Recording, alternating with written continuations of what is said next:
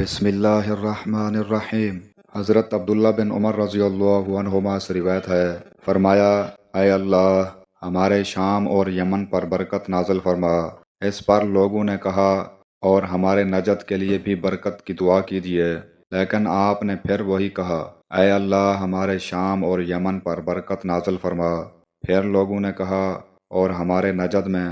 تو آپ نے فرمایا کہ وہاں تو زلزلے اور فتنے ہوں گے، اور شیطان کا سینگ وہیں سے طلوع ہوگا۔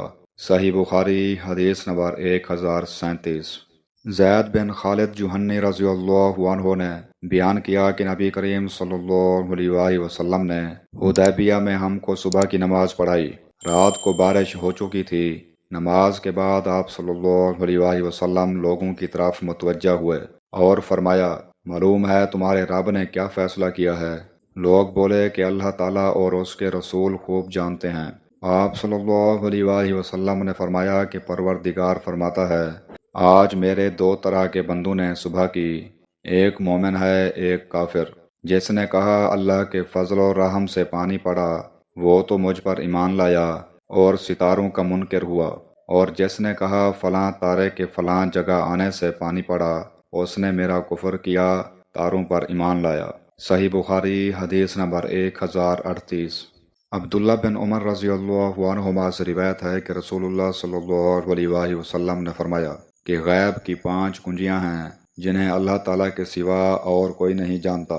کسی کو نہیں معلوم کہ کل کیا ہونے والا ہے، کوئی نہیں جانتا کہ ماں کے پیٹ میں کیا ہے، لڑکا یا لڑکی، کل کیا کرنا ہوگا، اس کا کسی کو علم نہیں، نہ کوئی یہ جانتا ہے کہ اسے موت کس جگہ آئے گی، اور نہ کسی کو یہ معلوم ہے کہ بارش کب ہوگی۔ صحیح بخاری حدیث نمبر 1039۔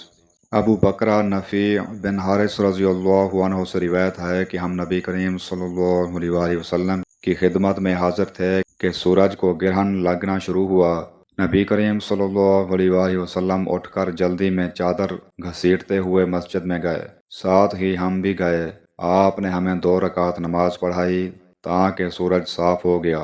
پھر آپ نے فرمایا کہ سورج اور چاند میں گرہن کسی کی موت و ہلاکت سے نہیں لگتا، لیکن جب تم گرہن دیکھو تو اس وقت نماز اور دعا کرتے رہو جب تک گرہن کھل نہ جائے۔